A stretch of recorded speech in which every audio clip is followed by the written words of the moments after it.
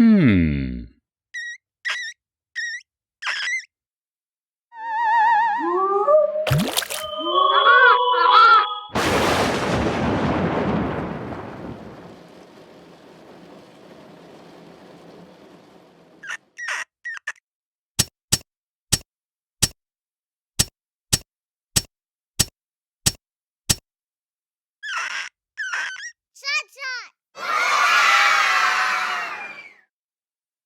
If there is a unifying oneness of all things, it does not matter where we begin, whether with stars or laws of supply and demand, or frogs or Napoleon Bonaparte.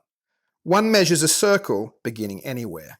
So wrote Charles Fort in his book Low back in 1931. Now, I'm not actually reading from a copy of Low, I'm reading from Damon Knight's excellent biography on Charles Fort, because unfortunately my complete works of Charles Fort are in storage back in Sydney, Australia, and I thought it would be cooler to read from a book than from the PDF of Low that I have on my MacBook.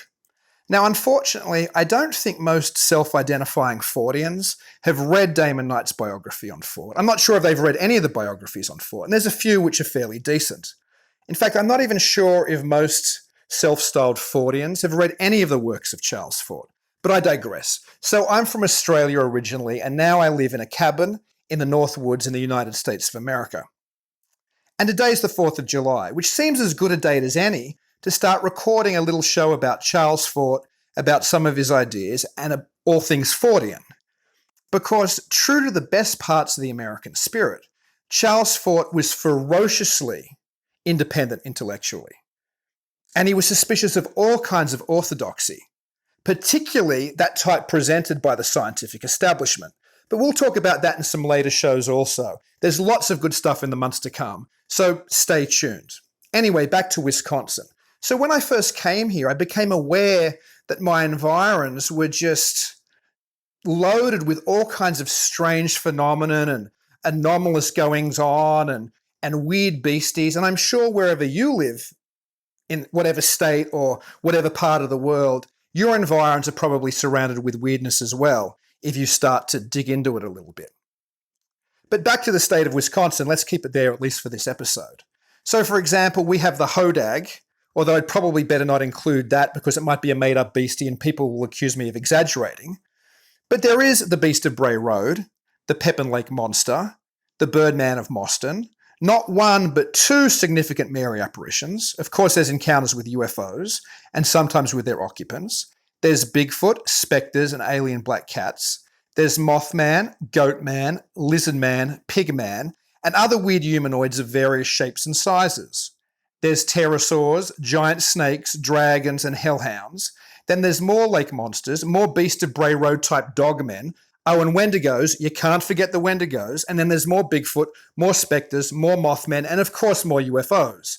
And I could go on and on and on and on, but I think you get the picture. We could perhaps steal another phrase from Charles Fort and call this plethora of strangeness a procession of the damned, because damned is what it is, at least by science, that refuses to look at any of this phenomenon.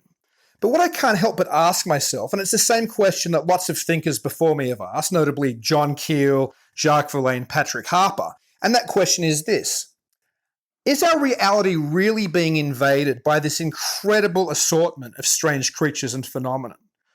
Or perhaps are many of them actually just different manifestations of the same root phenomenon? Anyway, let me know your take on that theory. Leave me a comment in the comment section below, because I think this is something that we really should be talking about. People in the paranormal community and anybody with an interest in UFOs or cryptids or religious manifestations or specters. And I know that Charles Fort would want us to still be talking about it as well. And thank you for visiting with me, even if it was only virtually, in my cabin in the North Woods. And if you could, and you like this video, give it a thumbs up.